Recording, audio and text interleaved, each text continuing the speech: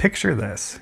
You've been saving for years for that dream 2-week trip to Europe with your kids and their grandparents. You've got 7 cities on your list, but let me stop you right there. That's actually the mistake that's going to define your entire trip. Let me explain why. Europe feels big and exciting. People might feel like this is their one opportunity to get to Europe and visit those dream destinations. And the internet doesn't help here. When you read travel planning tips, you're gonna see all these itineraries that say visit these 7 cities in 1 week and have the trip of a lifetime. What I can tell you from my own personal experience is that's gonna be a big mistake. If you pack too many cities into one trip, that's gonna take this amazing opportunity to connect and travel with your family and make it way more stressful than it actually needs to be. Here's what over city hopping really feels like on the ground. Each time you move from one city to another, you're gonna have to pack all your bags, and then you're gonna spend most of that day traveling from one location to another. Once you arrive in the new city, you're gonna spend time having to settle in, having to get used to where all the new things are, the grocery stores, the cafes, things like that. And if you're trying to do that repeatedly throughout your entire trip, it's gonna wear everybody down, it's gonna stress everybody out, and it's gonna really lead to a lot less quality of a vacation than what you thought of when you were dreaming of going to all these big European cities. To me, there's a big difference between checking cities off your list and actually visiting them and getting to experience the culture and the history of these cities.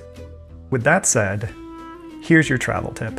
For each week that you spend in Europe, plan to visit no more than 2 cities. That's right, no more than 2 cities per week. What I've really found for my family is that you need more than an afternoon to visit these European cities. I think at a minimum, you're gonna need at least 2 or 3 days. And for cities that have a lot to see and do, many side trips to go visit, I think more like 4 or 5 days is gonna be the sweet spot. It's gonna give you the time to get to know where the local grocery stores are, where the cafes are, where the playgrounds are, and let you really settle in and live like a local in these cities. When you stop rushing from city to city, something shifts in your family dynamic. The kids aren't as cranky, the grandparents aren't as tired, and when you get to your accommodation at the end of the day, your family actually wants to go out together and enjoy that leisurely dinner instead of just crashing and feeling exhausted on the couch. And here's my favorite strategy for these multi-generational trips. Pick a city that can really act as your home base. This is a city that's gonna have a lot of opportunities for day trips. It's a city that you're gonna feel like you can settle into and your family can get really comfortable in. It's gonna give you the ability to relax and to really become part of this city. I think it's something that you're gonna be so happy that you decided to do. And afterwards, you're gonna look back and just remember the times that you were able to sit in that apartment and be a family visiting Europe instead of feeling like you're rushing from one place to another.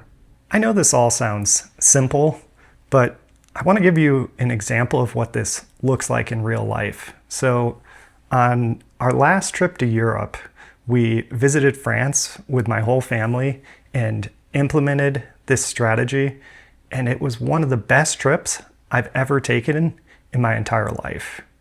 And on that trip, we only visited 3 cities during our 2-week trip.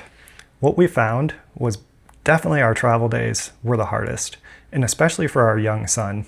It took him time to get settled into the new apartment, and those bedtimes were always really challenging for him.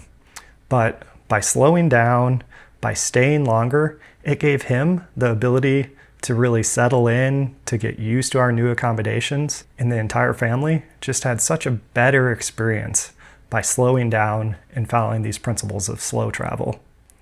Well, that's this week's travel tip. Don't forget to slow down, connect, and travel better. I'll see you next time.